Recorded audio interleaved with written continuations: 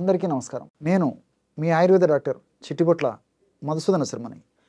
మనం ఈ వీడియోలో గ్యాస్ట్రిక్ ట్రబుల్ సమస్యకి చక్కటి గృహ వైద్యం అనేటువంటి అంశాన్ని గురించి తెలుసుకోబోతున్నాం.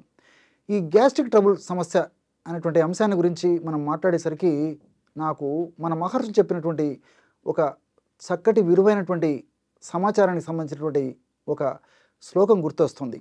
అగ్నిరేవ శరీరే శుభాశుభాని కరోతి అని చెప్పేసి. అంటే మన మహర్షులు ఈ సూక్ష్మమైనటువంటి ఈ వాక్యంలోనే మొత్తం గ్యాస్ట్రిక్ ట్రబుల్కి సంబంధించినటువంటి సమాచారాన్ని అంతా నిక్షిప్తం చేసినట్టు తెలుస్తుంది అనమాట.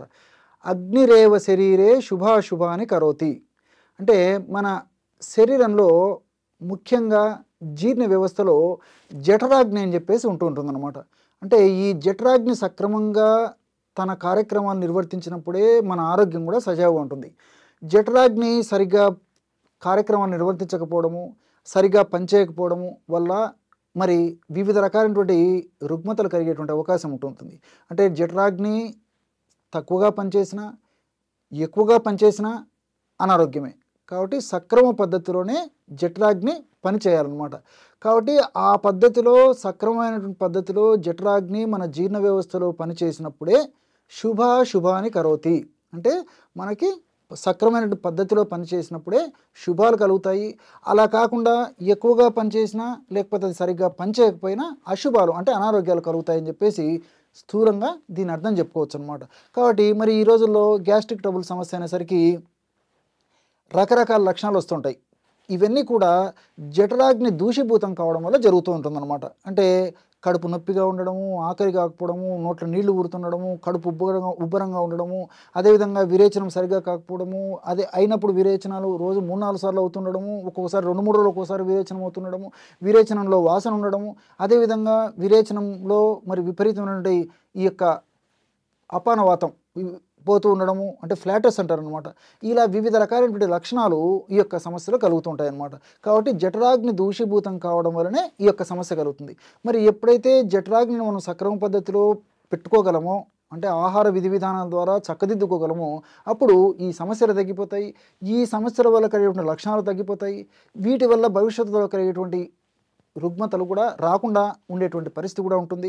ఉన్నవి కూడా త్వరగా తగ్గిపోయేటువంటి పరిస్థితి ఏర్పడుతుంది. కాబట్టి సమస్తమైనటువంటి జబ్బులకి ఆధారభూతము జీర్ణ వ్యవస్థ, జీర్ణ ప్రక్రియ నిర్మాణం అన్నమాట.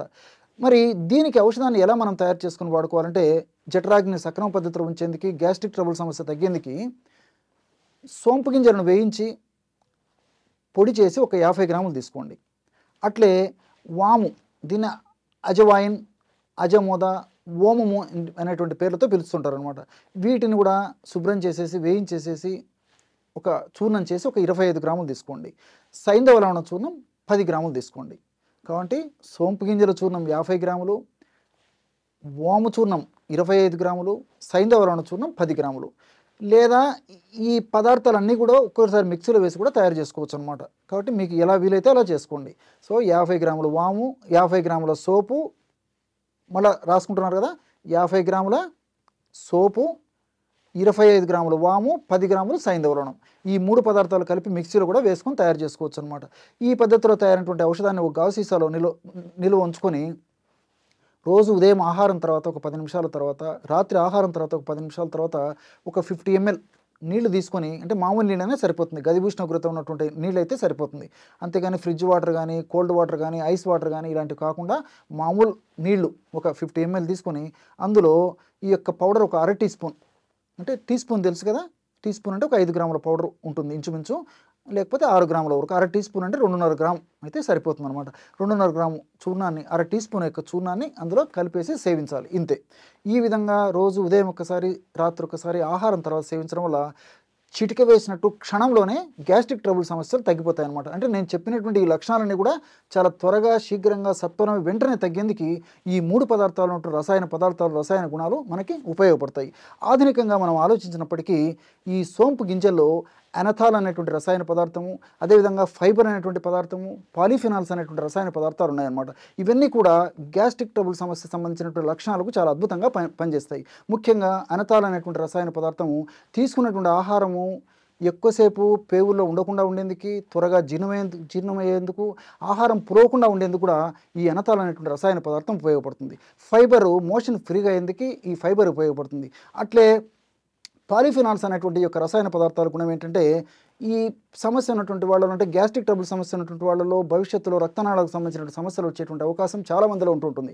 కాబట్టి ఈ పాలిఫినాల్స్ అనేటువంటి పదార్థం ఉన్నటువంటి ఈ యొక్క సోపు గింజలను ఈ పద్ధతిలో వాడుకోవడం వల్ల గ్యాస్ట్రిక్ ట్రబుల్ సమస్య తగ్గిపోవడమే కాకుండా రక్తనాళాల్లో ప్లేటెట్స్ వల్ల, కొవ్వు వల్ల, అంటే ఫ్యాట్స్ వల్ల, ఇలాంటి వాటి వల్ల అడ్డంకులు ఏర్పడకుండా ఉండేందుకు కూడా ఈ పాలిఫినాల్స్ ఉపయోగపడతాయి అన్నమాట.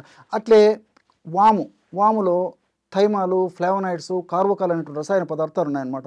ఈ థైమాల్ అనేటువంటి రసాయన పదార్థం గుణం ఏంటంటే ప్రేవుల్లో యాసిడ్ యొక్క ఉత్పత్తిని రెగ్యులేట్ చేస్తుంది. అంటే ముఖ్యంగా జీర్ణ వ్యవస్థలో యాసిడ్ యొక్క ఉత్పత్తిని రెగ్యులేట్ చేసేస్తుంది. అంటే కడుపులో యాసిడ్ ఎంత ప్రమాణంలో ఉత్పత్తి కావాలనో అంత ప్రమాణంలో ఉత్పత్తి చేసేటువంటి పరిస్థితి థైమాల వల్ల కలుగుతుంది అనమాట. అంటే యాసిడ్ ఎక్కువగా ఉత్పత్తి అయిన ఇబ్బందే, యాసిడ్ తక్కువగా ఉత్పత్తి అయినా ఇబ్బందే. కాబట్టి మరి సక్రమంగా కరెక్ట్గా ఉత్పత్తి అయ్యేటట్లు ఈ యొక్క థైమాల్ ఉపయోగపడుతుంది.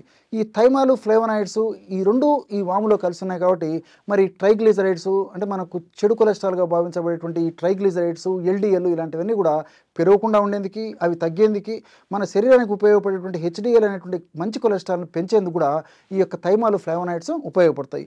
అట్లే థైమాలు, కార్బోకాల్ ఈ రెండు పదార్థాలు కూడా ఈ వాములో ఉండడం చేత ఈ రెండు పదార్థాలు కాంబినేషన్ వల్ల ఏం జరుగుతుందంటే ప్రేవుల్లో చెడు బ్యాక్టీరియా పెరగకుండా ఉండేందుకు ఈ థైమాలు, కార్బోకాల్ కలిపి మనం కలిపినటువంటి ఈ కాంబినేషన్ ఏదైతే ఉందో ఈ యొక్క కాంబినేషన్ ఉపయోగపడుతుంది. అంటే వాములు ఆల్రెడీ ఇది ఉంది కాబట్టి ఈ యొక్క ఔషధము ప్రేవుల్లో చెడు బ్యాక్టీరియా పెరగకుండా ఉండేందుకు, అంటే ప్రేవుల్లో చెడు బ్యాక్టీరియా పెరగకుండా ఉండేందుకు కూడా ఈ థైమాలు, కార్బోకాల్ కాంబినేషన్ ఉపయోగపడుతుంది. అంతేకాకుండా సైంధవంలో ఉన్నటువంటి పోషక పదార్థాలు కూడా శరీరానికి నీరసం, నిస్సరణ లేకుండా ఉపయోగపడమే కాకుండా ఈ యొక్క సోంపు, వాము మరింత త్వరగా, శీఘ్రంగా, సమర్థవంతంగా వెంటనే పనిచేసేందుకు ఈ యొక్క పదార్థాలు ఉపయోగపడతాయి. మరి ఈ మూడు పదార్థాలు కలిపి మనం ఔషధంగా తయారు చేసుకుంటున్నాం కాబట్టి మరి గ్యాస్ట్రిక్ ట్రబుల్ సంబంధించినటువంటి సమస్యలు అన్నీ చక్కదిద్దబడతాయి. మరి ఈ యొక్క ముఖ్యంగా నేను మొదట్లోనే చెప్పినట్లు అగ్ని చాలా సహజమైనటువంటి పద్ధతిలో తన విధి తాను నిర్వర్తించేటట్లు, అంటే జఠరాగ్ని సక్రమమైన పద్ధతిలో తన విధి తాను నిర్వర్తించేటట్టు చేస్తుంది. కాబట్టి మరి లక్షణాలు తగ్గిపోతాయి. దాంతోపాటు భవిష్యత్తులో ఇతర ఉపద్రవాలు రాకుండా కూడా ఈ గ్యాస్ట్రిక్ ట్రబుల్ వల్ల ఇతర ఉపద్రవాలు నేను చెప్పినట్టు రాకుండా కూడా ఉండేటువంటి పరిస్థితి ఏర్పడుతుంది. కాబట్టి క్షేమదాయకంగా వాడదగ్గ దివ్యమైనటువంటి గ్యాస్ట్రిక్ ట్రబుల్ చూర్ణం ఇప్పుడు మనం చెప్పుకున్నటువంటి చూర్ణం అంటే ఆశ్చర్యం కాదనమాట. చూశారు కదా ఎటువంటి విలువైనటువంటి సమాచారాన్ని ఈ గ్యాస్ట్రిక్ ట్రబుల్ సమస్య తగ్గేందుకు మీరు ఈ వీడియోలో తెలుసుకున్నారో. మరొక వీడియోలో మరొక అంశంతో మళ్ళీ కలుద్దాం. అంతవరకు నమస్కారం. మీ చిట్టిబొట్ల.